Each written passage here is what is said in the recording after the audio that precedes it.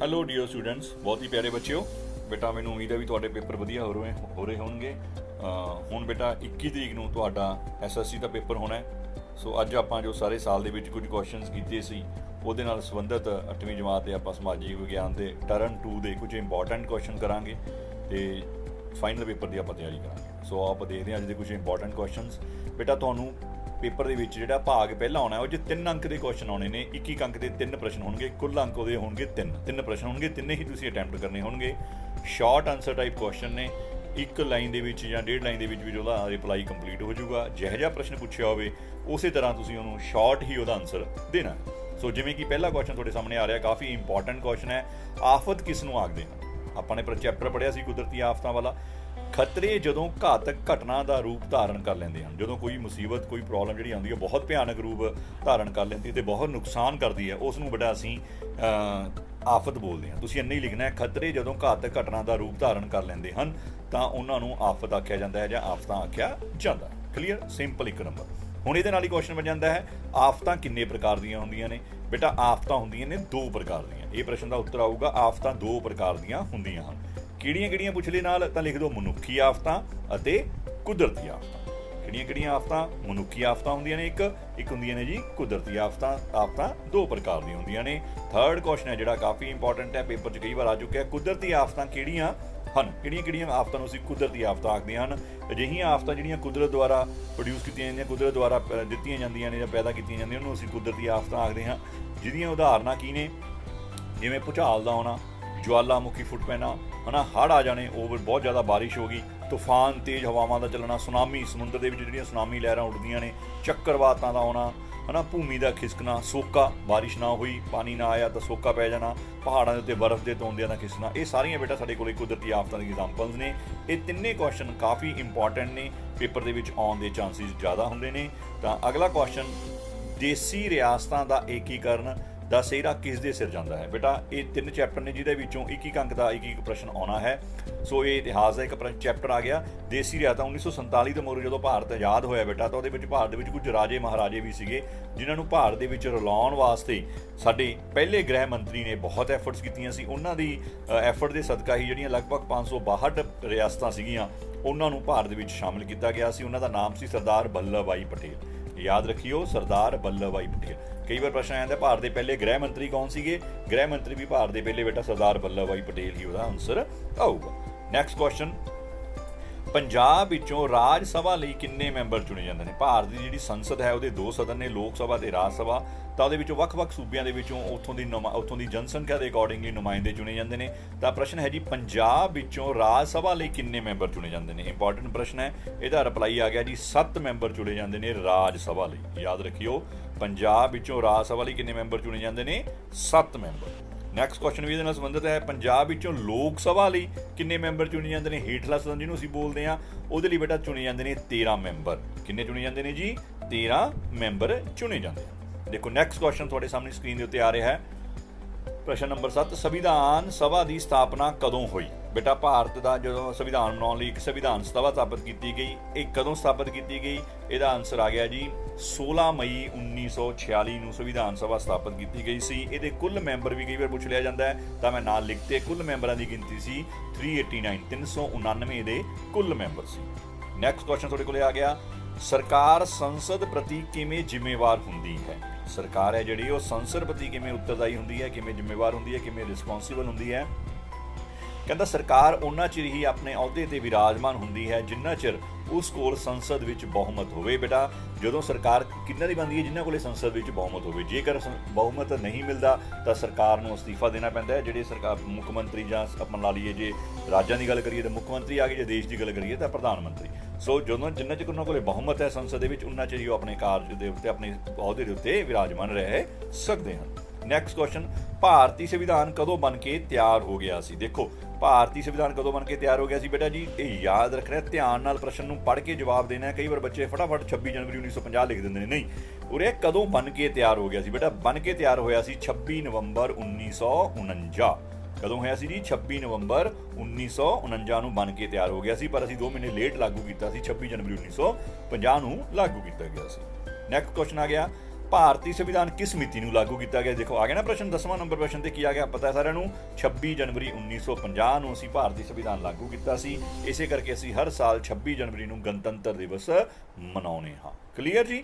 ਬਣ ਕੇ ਤਿਆਰ ਹੋ ਗਿਆ ਸੀ 26 ਨਵੰਬਰ 1949 ਤੇ ਲਾਗੂ ਕੀਤਾ ਗਿਆ ਸੀ 26 ਜਨਵਰੀ 1950 ਨੂੰ।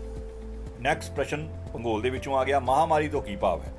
ਬੇਟਾ ਜਦੋਂ ਕੋਈ ਬਿਮਾਰੀ ਬਹੁਤ ਵੱਡੇ ਪੱਧਰ ਉੱਤੇ ਲੋਕਾਂ ਉੱਤੇ ਮਾਰੂ ਪ੍ਰਭਾਵ ਪਾਉਂਦੀ ਹੈ, ਬਹੁਤ ਨੁਕਸਾਨ ਹੋ ਜਾਂਦਾ ਹੈ, ਬਹੁਤ ਜਨ ਧਨ ਦਾ ਨੁਕਸਾਨ ਹੋ ਜਾਂਦਾ ਹੈ, ਉਸ ਨੂੰ ਅਸੀਂ ਮਹਾਮਾਰੀ ਆਖਦੇ ਹਾਂ। ਜਿਵੇਂ ਕਿ ਅਸੀਂ ਪਿਛਲੇ 1.5-2 ਸਾਲ ਦੇ ਦੌਰ ਦੇ ਵਿੱਚੋਂ ਨਿਕਲ ਕੇ ਆਏ ਹਾਂ, ਕਰੋਨਾ ਮਹਾਮਾਰੀ। ਇਹਨੇ ਮਹਾਮਾਰੀ ਨੇ ਸਾਡੇ ਦੇਸ਼ ਦੇ ਵਿੱਚ ਨਾ ਕਿ ਹਾਲੇ ਦੇਸ਼ ਦੇ ਵਿੱਚ ਬਲਕਿ ਪੂਰੀ ਦੁਨੀਆ ਦੇ ਵਿੱਚ ਬਹੁਤ ਵਿਨਾਸ਼ਕ ਰੂਪ ਧਾਰਨ ਕਰ ਲਿਆ ਸੀ। ਸੋ ਇਹ ਹੈ ਮਹਾਮਾਰੀ, ਜਦੋਂ ਕੋਈ ਬਿਮਾਰੀ ਬਹੁਤ ਵੱਡੇ ਪੱਧਰ ਉੱਤੇ ਲੋਕਾਂ ਉੱਤੇ ਮਾਰੂ ਪ੍ਰਭਾਵ ਪਾਉਂਦੀ ਹੈ ਤਾਂ ਉਸ ਨੂੰ ਅਸੀਂ ਮਹਾਮਾਰੀ ਆਖਦੇ ਹਾਂ।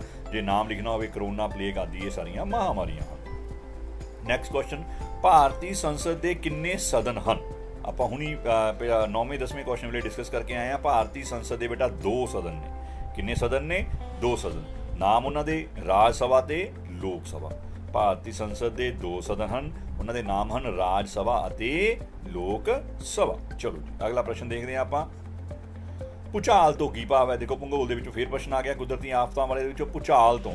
ਧਰਤੀ ਦੇ ਹਿੱਲਣ ਨੂੰ ਭੂਚਾਲ ਕਹਿੰਦੇ ਹਨ। ਜਦੋਂ ਆਪਾਂ ਦੇਖਦੇ ਨਾ ਕਈ ਵਾਰ ਧਰਤੀ ਹਿੱਲਦੇ, ਆਪਾਂ ਬੈਠੇ ਬੈਠੇ ਦੇਖੀ ਵੀ ਕਿਵੇਂ ਪੱਖੇ ਜਿਹੇ ਕਿਵੇਂ ਹਿੱਲੀ ਜਾਂਦੇ ਨੇ ਬਿਨਾਂ ਚਲਾਏ, ਜਾਂ ਹਲਕੀ ਹਲਕੀ ਵਾਲਸ ਹਿੱਲਣ ਲੱਗ ਜਾਂਦੀਆਂ ਨੇ, ਜਾਂ ਕਈ ਵਾਰ ਬਹੁਤ ਤੇਜ਼ ਵੀ ਹੁੰਦਾ। ਸੋ ਧਰਤੀ ਦੇ ਹਿੱਲਣ ਨੂੰ ਭੂਚਾਲ ਆਖਦੇ ਹਾਂ, ਭੂਚਾਲ ਕਹਿੰਦੇ ਹਾਂ। ਇਹ ਸਿੰਪਲ ਤੁਸੀਂ ਉਹਦੀ ਪਰਿਭਾਸ਼ਾ ਲਿਖਣੀ ਹੈ। ਭੂਚਾਲ ਦੀ ਤੀਬਰਤਾ ਨੂੰ ਮਾਪਣ ਵਾਲੇ ਪੈਮਾਨਿਆਂ ਦਾ ਕੀ ਨਾਮ ਹੈ? ਰਿਐਕਟਰ ਪੈਮਾਨਾ ਤੇ ਮਰਕਾਲੀ ਪੈਮਾਨਾ। ਇਹ 2 ਜਿਹੜੇ ਪੈਮਾਨੇ ਨੇ ਇਹ ਭੂਚਾਲ ਦੀ ਤੀਬਰਤਾ ਨੂੰ ਮਾਪਣ ਵਾਸਤੇ ਵਰਤੇ ਜਾਂਦੇ ਨੇ। ਭੂਚਾਲ ਹੁੰਦਾ ਕੀ ਹੈ? ਧਰਤੀ ਦੇ ਹਿਲਜੁਲ ਨੂੰ ਅਸੀਂ ਕੀ ਬੋਲਦੇ ਹਾਂ? ਭੂਚਾਲ ਬੋਲਦੇ ਹਾਂ। ਇੰਪੋਰਟੈਂਟ ਕੁਐਸਚਨ ਹੈ। ਲੋਕ ਸਭਾ ਦੇ ਮੈਂਬਰਾਂ ਦੀ ਗਿਣਤੀ ਕਿੰਨੀ ਹੈ? ਲੋਕ ਸਭਾ ਦੇ ਮੈਂਬਰਾਂ ਦੀ ਗਿਣਤੀ ਕਿੰਨੀ ਹੈ ਇਹ ਪੁੱਛਿਆ ਗਿਆ, ਨਾ ਕਿ ਹੋ ਸਕਦੀ ਹੈ। ਸੋ ਕਿੰਨੀ ਹੈ? 545। ਇਹ ਧਿਆਨ ਨਾਲ ਆਨਸਰ ਦੇਣਾ ਹੈ। ਜੇ ਕਿੰਨੀ ਹੈ ਤਾਂ 545 ਇਹਦਾ ਰਾਈਟ ਆਨਸਰ ਹੈ। ਅਗਲਾ ਪ੍ਰਸ਼ਨ ਆ ਗਿਆ ਨੈਕਸਟ, ਰਾਜ ਸਭਾ ਲੋਕ ਉਰੇ ਦੁਆਰਾ ਪੈ ਗਿਆ, ਉਰੇ ਇਕੱਲਾ ਹੈਗਾ ਰਾਜ ਸਭਾ ਦੇ ਮੈਂਬਰਾਂ ਦੀ ਗਿਣਤੀ ਕਿੰਨੀ ਹੈ? ਲੋਕ ਸਭਾ ਦਾ ਪ੍ਰਸ਼ਨ ਤਾਂ ਉੱਪਰ ਆ ਚੁੱਕੇ ਆ ਨਾ। ਸੋ 15 ਨੰਬਰ ਹੈ, ਰਾਜ ਸਭਾ ਦੇ ਮੈਂਬਰਾਂ ਦੀ ਗਿਣਤੀ ਕਿੰਨੀ ਹੈ? ਰਾਜ ਸਭਾ ਦੇ ਮੈਂਬਰਾਂ ਦੀ ਗਿਣਤੀ ਹੈ ਬੇਟਾ 250, 250 ਯਾਦ ਰੱਖਣਾ ਹੈ। ਲੋਕ ਸਭਾ ਦੇ ਮੈਂਬਰ 545, ਰਾਜ ਸਭਾ ਦੇ member 250। Question number 26 question number ਆ ਗਿਆ ਤੁਹਾਡੇ ਕੋਲੇ 16। ਭਾਰਤ ਦੇ ਰਾਸ਼ਟਰਪਤੀ ਬਣਨ ਲਈ ਘੱਟ ਤੋਂ ਘੱਟ ਉਮਰ ਕਿੰਨੀ ਹੋਣੀ ਜ਼ਰੂਰੀ ਹੈ? ਬਹੁਤ ਇੰਪੋਰਟੈਂਟ ਪ੍ਰਸ਼ਨ ਹੈ। ਕਿੰਨੀ ਹੋਣੀ ਚਾਹੀਦੀ ਹੈ ਜੀ? 35 ਇਅਰਸ। ਬਿਲਕੁਲ ਇਹ ਯਾਦ ਰੱਖਣੀ। ਅਕਸਰ ਬੱਚੇ ਕੁਐਸਚਨ ਗਲਤ ਕਰਕੇ ਆਉਂਦੇ ਨੇ, 25 ਸਾਲ ਜਾਂ 30 ਸਾਲ ਲਿਖੇ ਆਉਂਦੇ ਨੇ। ਨਹੀਂ, ਭਾਰਤ ਦੇ ਰਾਸ਼ਟਰਪਤੀ ਬਣਨ ਵਾਸਤੇ ਉਮਰ ਕਿੰਨੀ ਹੋਣੀ ਚਾਹੀਦੀ ਹੈ? ਘੱਟ ਤੋਂ ਘੱਟ 35 ਸਾਲ ਦੀ ਉਮਰ ਹੋਣੀ ਜ਼ਰੂਰੀ ਹੈ। ਅਗਲਾ ਪ੍ਰਸ਼ਨ, ਸੰਸਦ ਦਾ ਸ਼ਬਦੀ ਅਰਥ ਕੀ ਹੈ? ਸੰਸਦ ਪਾਰਲਲ ਵਰਡ ਤੋਂ ਲਿਆ ਗਿਆ ਹੈ ਜਿਹਦਾ ਮਤਲਬ ਹੁੰਦਾ ਹੈ ਗੱਲਬਾਤ ਕਰਨਾ। ਸੋ ਇਹਦਾ ਤੁਸੀਂ ਆਨਸਰ ਲਿਖ ਸਕਦੇ ਹੋ, ਗੱਲਬਾਤ ਕਰਨਾ। ਇੱਕ ਅਜਿਹੀ ਸੰਸਥਾ ਜਿੱਥੇ ਬੈਠ ਕੇ ਲੋਕ ਗੱਲਬਾਤ ਪਾਲਿਸੀਜ਼ ਬਣਾਉਂਦੇ ਨੇ, ਰੂਲ ਐਂਡ ਰੈਗੂਲੇਸ਼ਨ ਬਣਾਉਂਦੇ ਨੇ, ਵਿਚਾਰ ਵਟਾਂਦਰਾ ਕਰਦੇ ਨੇ, ਉਸ ਸਥਾਨ ਨੂੰ ਅਸੀਂ ਕੀ ਬੋਲਦੇ ਹਾਂ? ਸੰਸਦ। ਅੰਗਰੇਜ਼ੀ ਦੇ ਵਰਡ ਪਾਰਲਰ ਤੋਂ, ਜਿਹਦੀ ਗਾਹਾਂ ਸ਼ਾਬਦਿਕ ਅਰਥ ਨਿਕਲ ਜਾਂਦਾ ਹੁੰਦਾ ਹੈ ਗੱਲਬਾਤ ਕਰਨਾ। ਨੈਕਸਟ ਆ ਗਿਆ ਪੰਚਸ਼ੀਲ ਦਾ ਕੋਈ ਸਿਧਾਂਤ ਲਿਖੋ। ਬੇਟਾ ਪੰਚਸ਼ੀਲ ਸਮਝੌਤਾ ਹੋਇਆ ਸੀ, ਭਾਰਤ ਤੇ ਚੀਨ ਦੇ ਵਿਚਕਾਰ ਹੋਇਆ ਸੀ ਪੰਚਸ਼ੀਲ ਸਮਝੌਤਾ। ਸੋ ਇਹਦੇ 5 ਸਿਧਾਂਤ ਸੀ। ਤੁਹਾਨੂੰ ਕੋਈ ਇੱਕ ਨੰਬਰ ਦਾ ਪ੍ਰਸ਼ਨ ਹੈ ਤਾਂ ਇੱਕ ਸਿਧਾਂਤ ਲਿਖਣਾ ਹੋਊਗਾ। ਕੋਈ ਵੀ ਇੱਕ ਸਿਧਾਂਤ ਲਿਖ ਲਓ। ਭਾਵ ਭਾਰਤ ਤੇ ਚੀਨ ਨੇ ਆਪਸ 'ਚ ਕੀ ਸਮਝੌਤਾ ਕੀਤਾ? ਪਰਸਪਰ ਹਮਲਾ ਨਾ ਕਰਨਾ, ਵੀ ਇੱਕ ਦੂਜੇ ਤੇ ਅਸੀਂ ਹਮਲਾ ਨਹੀਂ ਕਰਾਂਗੇ, ਲੜਾਈ ਨਹੀਂ ਕਰਾਂਗੇ, ਯੁੱਧ ਨਹੀਂ ਕਰਾਂਗੇ। ਦੂਸਰਾ, ਇੱਕ ਦੂਜੇ ਦੇ ਮਸਲਿਆਂ ਜਾਂ ਮਾਮਲਿਆਂ ਵਿੱਚ ਦਖਲਅੰਦਾਜ਼ੀ ਨਹੀਂ ਕਰਾਂਗੇ। ਚੀਨ ਆਪਦੇ ਮਸਲੇ ਆਪ ਨਿਬੇੜੂ, ਭਾਰਤ ਆਪਦੇ ਮਸਲੇ ਆਪ ਨਿਬੇੜੂ। ਇਹ ਪੰਚਸ਼ੀਲ ਦੇ ਕੁਝ ਸਿਧਾਂਤ ਸੀਗੇ, ਜਿਹਦੇ ਵਿੱਚ 2 ਮੈਂ ਤੁਹਾਨੂੰ ਲਿਖਤੇ। ਜਿਹੜਾ ਤੁਹਾਨੂੰ ਸੌਖਾ ਲੱਗਦਾ ਹੈ ਉਹ ਯਾਦ ਕਰਕੇ ਤੁਸੀਂ ਪੇਪਰ ਦੇ ਵਿੱਚ ਲਿਖ ਕੇ ਆ ਸਕਦੇ ਹੋ, ਕਿਉਂਕਿ 1 ਨੰਬਰ ਦਾ ਪ੍ਰਸ਼ਨ ਹੈ। ਇਹ ਸਾਰੇ ਆਪਾਂ ਭਾਗ ਊੜਾ ਭਾਗ ਪਹਿਲਾ, ਜਿਹਦੇ ਵਿੱਚ 21 ਅੰਕ ਦੇ 3 ਪ੍ਰਸ਼ਨ ਆਉਣੇ ਨੇ, ਉਹਦੇ ਪ੍ਰਸ਼ਨ ਹੀ ਕਰ ਰਹੇ ਹਾਂ। ਸਾਰੇ ਉੱਥੇ ਹੀ ਆਉਣ ਵਾਲੇ ਇੰਪੋਰਟੈਂਟ ਪ੍ਰਸ਼ਨ ਨੇ।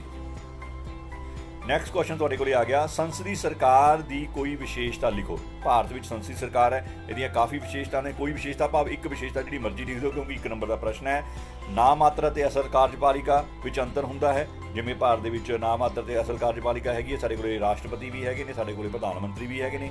ਕਾਰਜਪਾਲਿਕਾ ਦੀ ਸੰਸਦ ਪ੍ਰਤੀ ਜ਼ਿੰਮੇਵਾਰੀ, ਬਿਲਕੁਲ ਜੋ ਕਾਰਜਪਾਲਿਕਾ ਪ੍ਰਧਾਨ ਮੰਤਰੀ ਦੀ ਅਗਵਾਈ 'ਚ ਕੰਮ ਕਰਦੀ ਹੈ, ਉਹ ਸੰਸਦ ਪ੍ਰਤੀ ਉੱਤਰਦਾਈ ਹੁੰਦੀ ਹੈ, ਜਵਾਬਦੇਹੀ ਹੁੰਦੀ ਹੈ। ਪ੍ਰਧਾਨ ਮੰਤਰੀ ਦੀ ਅਗਵਾਈ, ਪ੍ਰਧਾਨ ਮੰਤਰੀ ਜਿਹਦੇ ਵਿੱਚ ਲੀਡਿੰਗ ਰੋਲ ਅਦਾ ਕਰਦੇ ਨੇ। ਇਹ ਸੰਸਦੀ ਸਰਕਾਰ ਦੀਆਂ ਜਿਹੜੀਆਂ ਕੁਝ ਵਿਸ਼ੇਸ਼ਤਾਵਾਂ ਹਨ। ਇਹਨਾਂ 'ਚੋਂ ਕੋਈ ਮਰਜ਼ੀ ਇੱਕ ਲਿਖ ਸਕਦੇ ਹੋ ਤੁਸੀਂ। ਇੱਕ ਲਿਖਣੀ ਹੋਊ, 1 ਨੰਬਰ ਦਾ ਆਇਆ ਤਾਂ ਇੱਕ ਲਿਖਣੀ ਹੋਊ, ਤੇ ਲਿਖਿਆ ਹੋਊ ਵੀ ਕੋਈ ਇੱਕ ਵਿਸ਼ੇਸ਼ਤਾ ਤਾਂ ਇੱਕ ਵਿਸ਼ੇਸ਼ਤਾ ਲਿਖੀ ਹੋਈ, ਸਾਰੀਆਂ ਲਿਖਣ ਦੀ ਲੋੜ ਨਹੀਂ ਹੈ। ਨੈਕਸਟ ਕੁਐਸਚਨ, ਧਨ ਬਿੱਲ ਸੰਸਦ ਦੇ ਕਿਹੜੇ ਸਦਨ ਵਿੱਚ ਪੇਸ਼ ਕੀਤਾ ਜਾਂਦਾ ਹੈ? ਇਹ ਬੜਾ ਇੰਪੋਰਟੈਂਟ ਹੈ।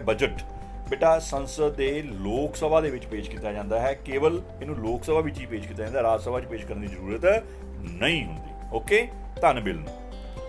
नैक्सट आ गया भारत के पहले राष्ट्रपति कौन सन? भारत के पहले राष्ट्रपति कौन सी? सारिਆਂ ਨੂੰ पता है डॉक्टर राजेंद्र प्रसाद भारत के पहले राष्ट्रपति सन। 1 अंक वाले प्रश्न ने बेटा जी ये। नैक्सट प्रश्न आ गया संविधान सभा का प्रधान किसनू बनाया गया? ये प्रश्न ध्यान नाल करियो, संविधान सभा पूछा गया है बेटा। संविधान सभा का प्रधान बनाया गया सी डॉक्टर राजेंद्र प्रसाद जी नूं।